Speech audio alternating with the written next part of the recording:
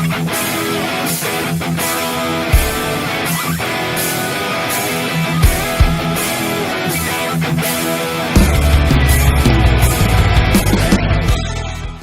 and gentlemen, boys and girls, dying times here at the Thunderdome, the home of Bartertown Beastmen, and they'll be taking on Fingerbones. Here are the Bartertown Beastmen, and you can see the crowd behind them are going wild. They are just excited. I mean, here, the Thunderdome, it is dying time every day.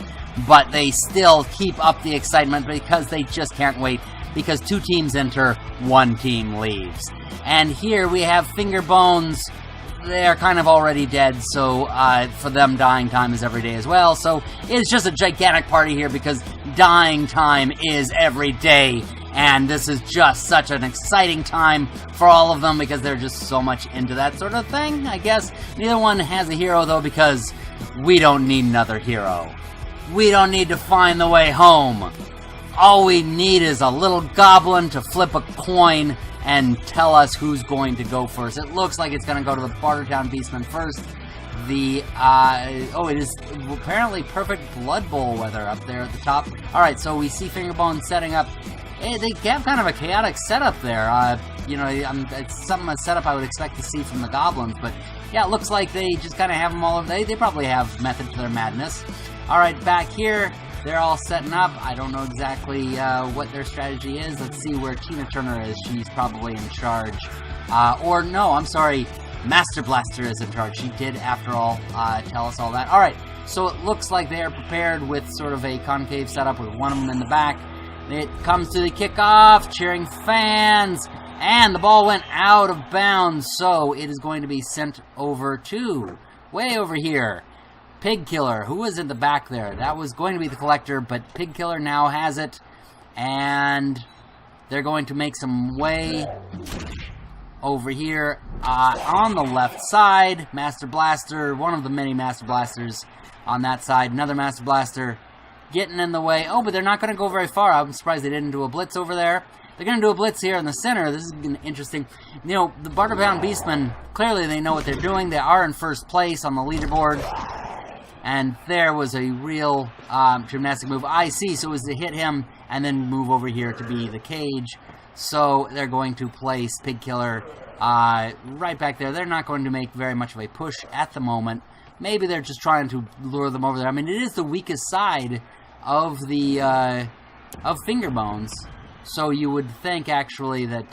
But you know, it looks like they're going to set up a really powerful cage. I mean, they have basically a like a wagon, like a war wagon there with 2 sides, and then the anti-entity, the Minotaur, at the front to sort of be their what do you call it? Their leader and their I don't want to call their horse, but anyway, leading the wagon. All right. Argyle, the orator, getting in the way. Bringing forward a skeleton as well. That's going to be Gustav, the dead jester. And it looks like, yeah, they're not even going to go in and try to fight them. They're basically going to create double lines there to make it harder to get through. After all, then you can only, with your blitz, so you can only hit one of them, so you're going to have to dodge your way through, and that is not a strength that the Beastmen have. They do have a strength of blitzing, so they're going to really knock aside whoever's in front, but it's going to be a little bit of a harder time, and so now they're going to send their ghoul and one of their whites around the side, maybe to flank them. The Bartertown Beastmen have set up a pretty good guard on that side, and here comes the blitz, knocking one of them back. But yeah, Bartertown Beastmen have created a really good defensive defense on their right side, and with those who are right in the front of the Bartertown Beastmen, they're just going to get beaten down. But yeah, now you're going to have and they give their blitz to their Minotaur, who becomes a wild animal, so they are not going to have a blitz this time. That is a very important thing to break through this style of defense. So they're just going to have to do whatever they can with it. It's going to be interesting to see where the run goes. Okay, so the run goes a little bit over here. Doesn't quite get fully into a cage. Oh, there we go. They're going to reset up. That's one thing about the Bartertown Beastmen. They tend to go into places where you think, oh, there's not going to be a cage there, and then they find a way to set up a cage. So, anyway, all right, so now they have made their way right up to the starting line. They're really in no hurry. They're just kind of going, well, we got the time. We'll just, we got the time. Who brought the beer? We'll just start beating them back. And, yeah, now the Undead are going to start pushing Master Blasters back. Oh, and, yeah, Fingerbones is going to move their double lines over here. They're doing kind of a smart move. They know that they can't really defeat the Bartertown Beastmen hand-to-hand. So they're going to create these double lines here that make it harder to get through their zones of control. And now it's going to come down to being a bit of a brawl between the others that are there. There's no knockouts yet. So now Bartertown Beastmen are just going to get in their faces. No, they're going to go for... Here we go. They're going to go for their blitz. We'll knock back that white. And they'll probably make another yard or two with their runner. But they're just not in a hurry. And that's where I'm saying they're going to get right into their faces. There we go. They kind of get into a little bit of a cage. They are connected with the skeleton there. So the Fingerbones can start working their way. In fact, actually, if they could actually take down that Master Blaster, they could actually go in there for the ball. And that would be a difficult thing, but you do have the mummy right there, so let's see what they do. Yeah, here we go, but he's going for the blitz at the runner. He should have actually not tried to knock that guy off who's already connected with them, and then go after the blitzer, but that would be kind of difficult, so they're going to knock away the Master Blaster, who's a wall. See, yeah, he should have been doing that with that skeleton, moved him back, and then brought the mummy around to hit him from the side. Oh, well. Probably not going to cost them at the moment. They're just simply right there, but now we're going to see with the Bartertown Beastmen, now that they're connected, this is exactly where they want to be. They're not going to have to spend their blitz action. They can just simply start knocking some of these guys back. But it is still Fingerbones' turn, and they are knocking one of them down. That is, the Collector is down. He's the one who could have had the ball, if only. And now they're going to start moving in on the side. The ones on the side, really, the Bartertown Beastmen have really created a good defense back there, so they're not making a lot of yardage. They're going to knock that one back. Tauntaun Tattoo has been stunned, and so now they're going to be able to start making some headway on that flank.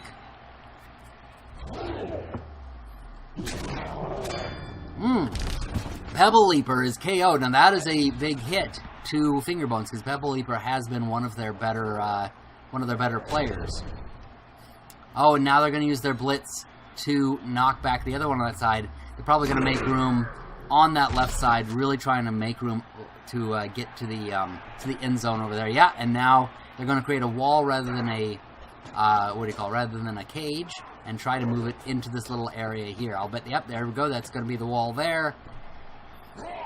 And they apparently are listening to their Pink Floyd. After all, they are wearing pink. Now, are they going to move here or here? That's going to be a good question. Oh, no, he's going to hand it off. That's an interesting move. Was that an accident, I wonder? Oh, and the ball did get to him. So it's just sitting there right next to Gustav the Dead Jester. And now he's going to try to move away, and he manages to get away from Gustav the Dead Jester. So that is a little bit of luck. They did have to use up one of their rerolls. And you can see here that the Bartertown Beastmen have 2 rerolls left. Fingerbones have 4.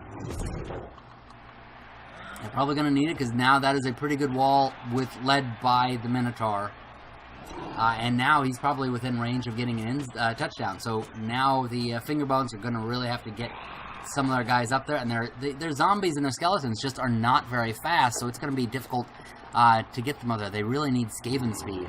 And they're really, they have a zone of control there. So they do have it, the run stopped at the moment, but all the Bartermen have to do is take one of those 2 down, and then they're going to be able to get through. So this is going to be rather difficult for Fingerbones. They're going to have a little bit of luck for the Bartertown Beastmen to be stopped on this.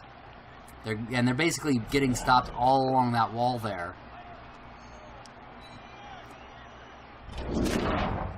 So that is a good hit, and that is one of the only weaknesses about the Beastmen is they do not have dodge, But once again, that now because they have Fingerbones has a little bit more strength over here, the Beastmen have to get rid of this ghoul that's right here, the one who's in front. Looks like it's Cranium. What's his name? Cranium Robber. They probably have a different robber for each side. There's Cranium Robber, there's Dental Robber, there's Spleen Robber, you know, there's Buttocks Robber. You don't want to be that guy. That's the one that nobody likes getting. Oh, and here, oh my god, it is going to be a major hit. Argyle, the Orator's KO'd, which is probably a mercy because, yeah, he's taken out to where they are. He's unconscious while the crowd has their way with him. That is, yeah, you probably better that you're unconscious during that whole thing. You don't even want to know what's happening to you when that happens. Alright. So, now, oh, yeah, and here we go. Here's the attack on Cranium Robber. It's the perfect roll. Gonna push him out of the way. Master Blaster for the hit. And clearing the way for the runner. But not before one more hit from the Minotaur. Oh, Frenzy, this can sometimes work against them. Nope. They're going to push him back. It's not going to knock him down, but he's going to push him back. And now Iron Bar Bassi is clear to run it in. Although, is he? Maybe he's going to waste some time here. They are getting to position to block. Yeah, he's just going to simply... Oh, he'd have to go for it. Is he going to go for the last one? Yes, he does. And touchdown. Bartertown Beastmen are ahead 1-0. Iron Bar Bassi gets the SP. There he is saying hi to his mom. Oh, isn't that cute? That's just precious when a Beastman says hi, Mom. And I am really paying attention to the game. Sorry, there was somebody at the door. Yeah, that was it. That was the ticket. I wasn't paying attention to anything else. There we go. All right. So, on to the kickoff. And it's going to be Bartertown Beastmen setting up here. Looks like they're going to be pretty close to the front. They're going to not have anybody safety further back. They don't really need to because the Undead tend to shamble more than sprint. Yeah, they don't really have, you know, and that's one thing. The Undead usually start to get some other players from killing players throughout the season. This season, they really haven't killed anybody, so they only have, you know, who they've bought. Which is a pity because it's sometimes fun to watch, you know, what they get. Now here's something interesting. They have two on the, you know, together and then two kind of separated over there. I guess maybe to take a look and to see which one works. Right, and there's the quick snap. I mean, it makes sense because they are a new team, so they're kind of trying new things out. Or Fingbones is a new team, so they're probably trying new things out, seeing what works. And some of them spreading out there. Caught! By what's his name? Whoa, what is his? Brainstalker. And they're gonna start slapping their way through. It's slapskiving. See what they can get in the center. They have a lot of them in the center, so it seems like they sort of favor going through that area. Blackfinger. He is stunned. He ain't getting up no more. Because he's cold. Okay, so it looks like they're going to build the cage starting right next to Master Blaster, which is always dangerous because then they don't have to utilize their, what do you call it? Oh, no, okay, they're not going to do that. They're going to blitz their way through. Oh, and okay, so he's sort of back there. They're not really building cage. The Cranium, what's his name? Brainstalker is just a little bit further back, and they're just going to sort of have the others protecting up front, blocking for them. Alright, and the headbutt from the zombie. Are they zombies or skeletons? They are zombies. That's why they're eating themselves. I don't know. Well, then again, hey, I taste kind of good. Maybe I should be a zombie. Alright, so they got themselves into a whole line there. It kind of weaves around there. Bartertown Beastmen getting themselves up. And they're going to start pushing their way forward, trying to get through that wall.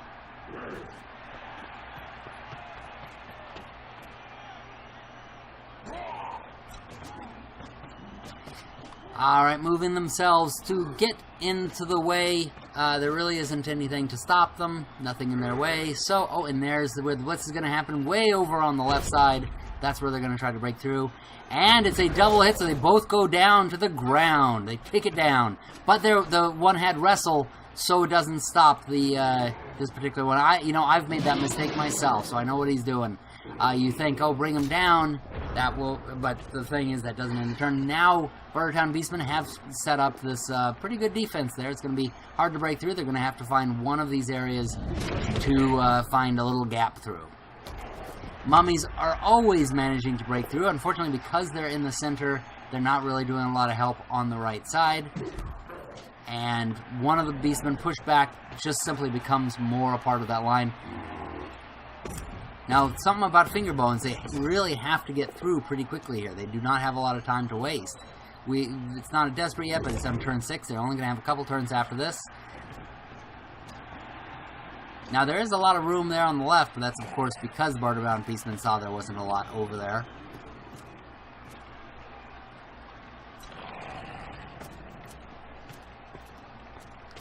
Alright, all of their zombies kind of shambling up there. Not a lot happening yet. Just ball carrier kind of standing back, seeing what happens. And now he's going to move. Oh, he tried to go through the center, and he got tripped.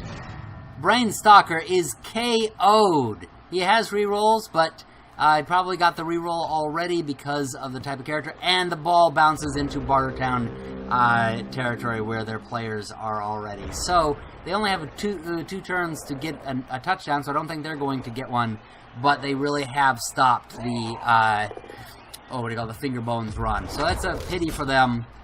And Master Blaster, who has block, is going to be able to take down one of the ghouls. And as they start to run for it, they are not able to keep their feet, despite the fact that they have hooves. Oh nope! Then he gets a little bit. I guess his nails on his shoes, on his horseshoes, were just a little bit loose, but nothing to worry about, folks. They managed to make it. All right, pushing away the zombies. They are not going to have to worry about a zombie apocalypse here.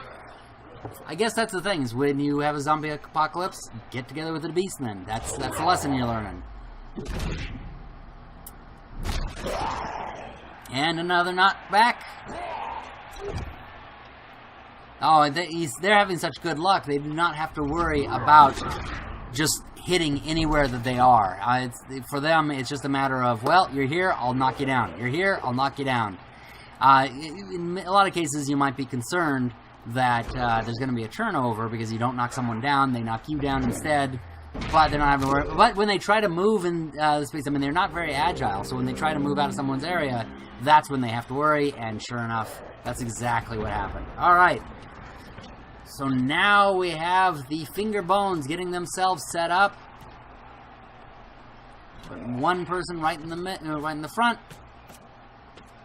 They're going to move their zombies back, sort of shamble there. Mainly at this point, I don't think they're going to go after the touchdown themselves. They're just simply going to try to stop them from getting a touchdown. Zombie headbutt, those are always the worst, because then the zombie head sort of comes loose and starts shaking, and it just starts looking kind of ugly, because it winds up only staying on by a thin piece of skin, and it just sort of wiggles around up there. It's really disgusting. Although you can see what that looks like in one of Peter Jackson's earlier films, where two zombies, one of whom's head is just barely hanging on by a little bit of skin, have sex. Yes, Peter Jackson's early film had zombie sex. I'm not kidding. Look it up. Oh, which one is it called, actually? I think... I forget the name. Anyway. Look up Peter Jackson's zombie film. You'll know what I'm talking about. You're welcome. Alright, so, and I think I'm going off on Peter Jackson movies because there's no chance. Right now, it's just a matter of them hitting each other. I mean, it's the perfect thing to be doing in the Thunderdome, quite frankly. Just start hitting each other, find the most valuable player on their side, beat them up, try to keep them from coming in on the second half, and get yourself some SPP. But especially, you just want to try to, at the end of the first half, at a time like this, just beat the heck out of them. And there's a domino effect. But the mummy stays wrapped up. Because I can't really say he doesn't get killed. I mean, you know. But I guess he just manages to stay from getting unraveled? I suppose. And Fingerbones, gonna see what kind of damage they can do. It was Bad Taste. I think that's the name of the zombie movie by Peter Jackson. The one where a couple zombies have sex, and one of them, the skin is barely hanging on, and is flapping like a backpack behind them. Again, you're welcome. They also have a lawnmower scene where, think person with lawnmower against a horde of zombies. Again, you're welcome. Oh, and the mummy goes down when trying to go for the ball carrier. And that's it for the first half. It is a turnover. They're all going to go into the locker rooms and just kind of stink up the place. Go to halftime. Let's go to Howard Cosell. Howard? Hello, everybody, and welcome to the halftime catch-up for the Coronabowl. Our cage match to the death between Gryffindor and Hufflepuff will not be shown tonight due to the fact that both houses have been eaten by Shelob, the Spider Queen of Lord of the Rings. All hail Shelob, our Lord and Savior. Okay, let's take a look at the other games this round. At Kral Natal, we have the Tiny Bowl with the Halfling Pygmy All-Stars versus the Goblins, leaders of the pack. Take our word for it, folks, there are players on the field, you just might not be able to see them. The Goblins start with it, and Nagig gets it most of the way down the field before he's knocked out of bounds. And the ball bounces into the greasy hands of Snibbit, whose legs are too tiny to get to the end zone before halftime. They get the ball anyway in the second, and Pervance Forkson takes it to the center. There, Croco Bomber is having a game of catch with some trees, and he gets the bomb past them, knocking Pervance down. Never to worry, though, Largo Twintoes scoops it up, and with a little coverage from his friends, he weaves to a touchdown near the end of the game. They will be feasting on goblin meat tonight. Then to the Snuggle Dome, where the whole audience sits in giant beanbag chairs together. We have Super Cuddle Squad versus the Sewer Water Sallies. The ball first goes to the home team, who clears a path in the middle before Finny Fin goes for the ball, but he can't pick it up. The Sallies take advantage of the situation, and Patches slips through for the pickup. The Skinks are unable to take her down, and she runs around them for the touchdown. 1-0. Still a lot of time on the clock, and Little Tickler takes it up the right side. His way blocked, he slithers to the left, but the Gutter Runners catch up with him and steal the ball. Big Brother shows up and takes it back so Finny Fin can get to the end zone. The Gutter Runners again catch up, but only knock him into the end zone to tie the game. The last turn of the half, it's kicked to the Sallies. The ball is given to Salacious, the path is cleared, and he runs it in for the one-turn TD. Starting the second half, the ball again goes to the Skaven, but Cuddle Squad kicks it onto the line. Salacious has to run up and steal it, then run back for protection. The Lizards chase him down, and he runs to the line, handing it off to Beethoven, who goes in for the touchdown. The score 3-1, kickoff to Super Cuddle Squad, who gets it into the hands of Finny Fin. With little need to worry, the Skaven form double lines to slow them down, but take no chances at getting wounded themselves. Finny Fin hands it to Little Snuggler, who slips it in near the end, finishing the game at 2-3. Over to the hole, where Throat Rip is taking on Never Tomorrow. The Orcs get it first, and they begin with their usual violence, poking a hole in the Undead line so Bogbang can run through and run it in for an early touchdown. As they kick it off to Never Tomorrow, their rowdy crowd runs onto the pitch and knocks down the visitors. That's a welcome wagon for you. As such, Never Tomorrow is unable to do much with their drive. They get a second chance, though, at the opening of the second half.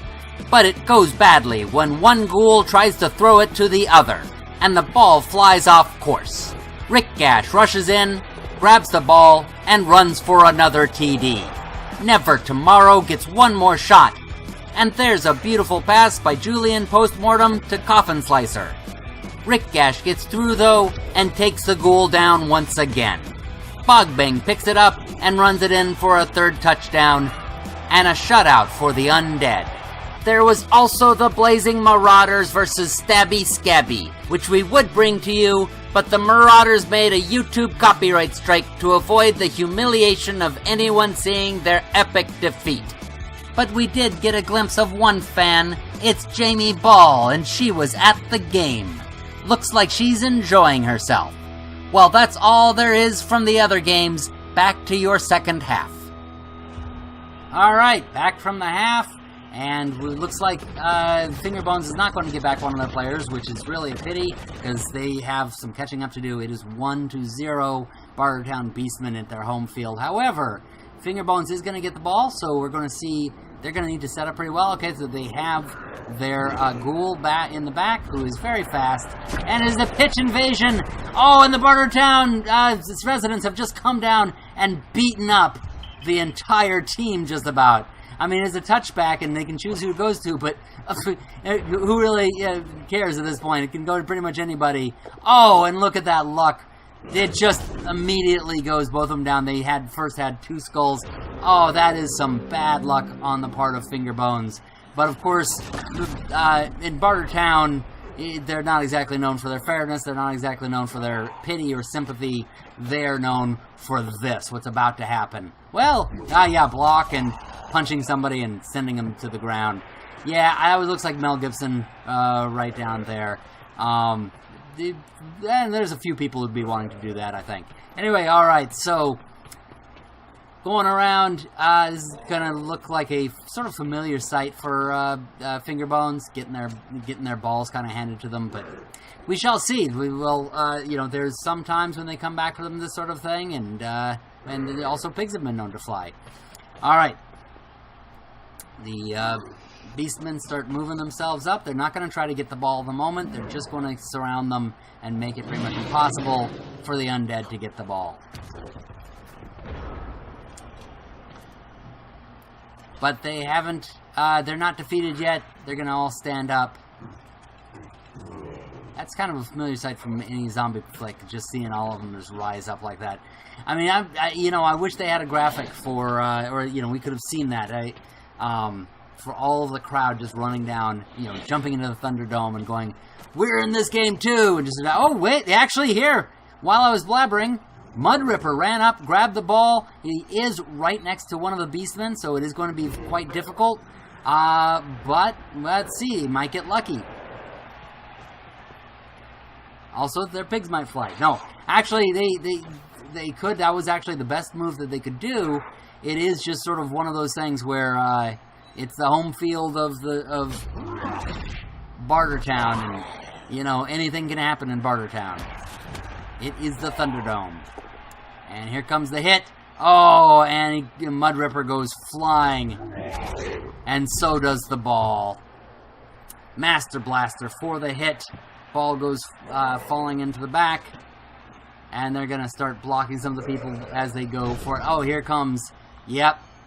Here comes the Blitz. Takes back the guy with the fancy headband. You can see it underneath his helmet. I'm surprised the helmet didn't go flying to show you. And goes and picks it up. The ball is now in the hands of the Collector, who is collecting the bones of his enemies now. Alright, they're going to go up and just start blocking anybody, saying, nope, you can't go after that. You can't touch that ball. And that seems to be the theme here, of you just can't touch that ball.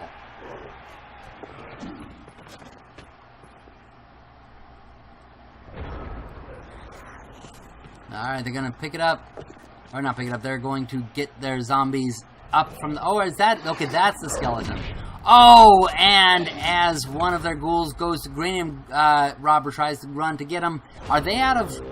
rerolls, or oh no, again, that's because they already have dodge, and they usually should be able to make those dodge rolls because they have the reroll. But since he missed the one, they don't get to use another, and so they get stopped, and the skeleton gets knocked out of the way by one of the Beastmen with those mighty horns. And here goes the Collector right into the touchdown. Touchdown for them. They now have 2-0. That is the Collector. The Beastmen are ahead. And the Bartertown residents are just thrilled. They look like a whole slew of goblins back there in the background. I guess that's the new residents of Bartertown. Are those okay? The goblins, yes, talking about the goblins, yes, that's what it was. Okay, so now now Fingerbones gets one of the other players back, 2 in the reserves. At least they're not in as bad shape as like the goblins or the Skaven have been, where by the end of the game there's only a couple of them left, and if they could kill some, they could end up having a larger number, of players in general. Alright, looks like Bartertown Beastmen have set themselves up as usual, in the same way. Ball goes, and now a riot. It's almost like people in Bartertown can't control themselves. It's almost like they are a bit chaotic and crazy. I can't imagine that. Why would they be? It's so different for Bartertown. Alright, so the mummies have concentrated in one area, and they can just beat their way through that one area. I mean, just completely uncontested. They're going to just start attacking all along the line there. See if they can create a gap. Dr. Dealgood is injured. So the people in the next game are going to be happy to see that. But one thing Bartertown Beastmen have done very well here is they have really doubled themselves. They have kind of like this checkerboard formation, so it's really hard to get through. But now Fingerbones is doing the right thing. Once they've made a gap, they're opening themselves up. They're basically creating a wedge through which to run the ball. And yeah, now he's going to get himself behind the mummies there. And so hopefully they will be able to keep this wedge open and run through. Or if Bartertown closes it, maybe they'll find another wedge to go through. Usually the ghouls are pretty good at dodging. And then one of the other ghouls is going to try to keep that gap open. Med Ripper right there. Yeah, usually they can dodge through gaps. Basically they just need a little bit of an area to manage to slip through. Fingerbones has just had some epically bad luck at this game. Now the Beastmen run up, and they're going to they're going to create a 2-person line there. A conga line. And the Beastmen are going to push in and close up that gap, at least in terms of having a zone of control. But in so doing, they are leaving gaps open, such as way over here now. This entire area is open. So Fingerbones hopefully sees that. They are losing players left and right, or more like just center. Oh, and as they try to go running, they get knocked down. They still have re-rolls left. And they're going to pull back because they know that they're probably going to... Well, they're creating double lines there. And there we go. So Fingerbones sees this. Oh, and they slip once again with the bad rolls. Here we go. We got a re-roll. And if it's... Yeah, okay, there we go. Oh, almost... Oh, he throws it back. Oh, my goodness. There is a... He throws it back, probably meaning to just send a direction, send an order to him. But in so doing, apparently the ball slipped from his hand and went flying through the air into the other player. I'm sure that had nothing to do with the player clicking on that twice and the computer thinking that he's trying to throw it to them. Nothing to do with that. It was the player turned, and as he did so, the ball slipped from his hand and went flying into the hand of the mummy. So Bartertown Beastmen don't even have anything. Oh, although actually he threw it back into the cage. He's like, no, if somebody can get out of the cage, they will be safe. That's such a pity, because over here he had a wide open area, and if he had done that, they could have built a cage around him. Instead, they're going to be knocking him back. And even now, they don't take him down. They instead just push him back. They could have at least gotten a score. You know what?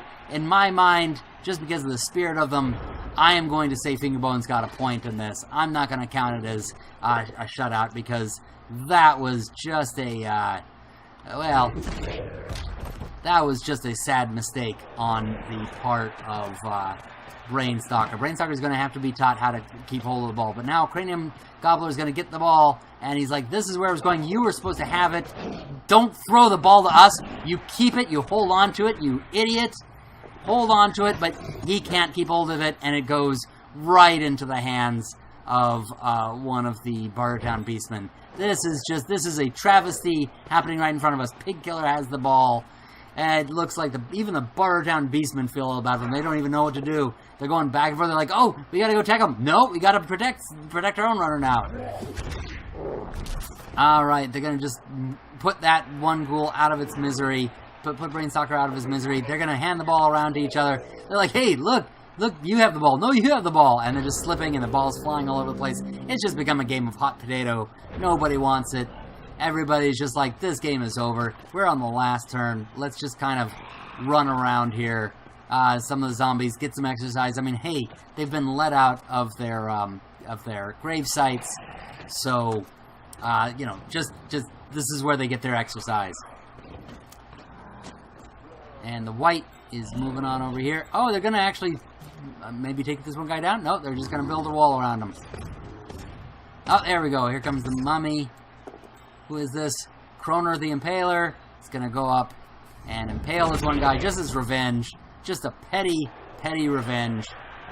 Oh, and even talk about petty revenge, they're going to come up and stomp on his ass. They're just like, screw you for our mistake, Blackfinger. And then they get their just desserts as Brainstalker goes running by. Ball goes flying up. And of course, it goes flying towards the Bartertown Beastmen. This is just the curse of playing this in Bartertown. You just never want to play something like this in Bartertown. Tina Turner is in the back just laughing her butt off. And, right, here we go. They're going to get around this mummy. They're just going to do some more harm to each other. I mean, again, this is the Thunderdome. This is what you do there. 2 teams enter, 1 team leaves, and I know which team is leaving. It's going to be Fingerbones, humiliated by the, a gigantic beast coming at it, by a giant minotaur. Boom! Cigar the Rotten is injured, because of course he is. It's going to be no long-term effect, just injured for the rest of this game. Probably best, just go lie down. Let's see if the Minotaur can pick up the ball. No, it's way too small for him. He has to get it with a couple fingers, and there is where we will let it rest and die. Because, again, that is what happens at the Thunderdome. Alright, winner, or the MVP over here is the Collector for the Bartertown Beastmen, and for Fingerbones is Julian the Barber. Looks like he did a pretty good job with his own head there. Alright, statistics. There you go. You can take a look at all that. And SPP. It looks like Bartertown Beastmen are getting a little bit more. Fingerbones isn't even getting that many SPP. It's just, this is one of those games where the luck is just not on his side. That is Blood Bowl, though. That's what happens. You just, it is so much of a game of luck. Sometimes it's with you, sometimes it is not. And we are not going to be with you for very long because we're going to take off. But we hope you've been enjoying this. Be sure to subscribe to enjoy more of our madness. Watch our many videos and continue on with this competition because it's almost done and you will see who comes out in the lead. Thank you for watching. Be sure to subscribe, as I said, and happy gaming, everybody. Howard Cosell here to remind you to make Nuffle happy and press that like button below. Go ahead and thumb us. We like that sort of thing. Also subscribe to see more nonsense and tell all your friends about how great this show is. And finally, tell us what you thought of the game and what the teams should have done differently. Until next time, happy gaming, everybody!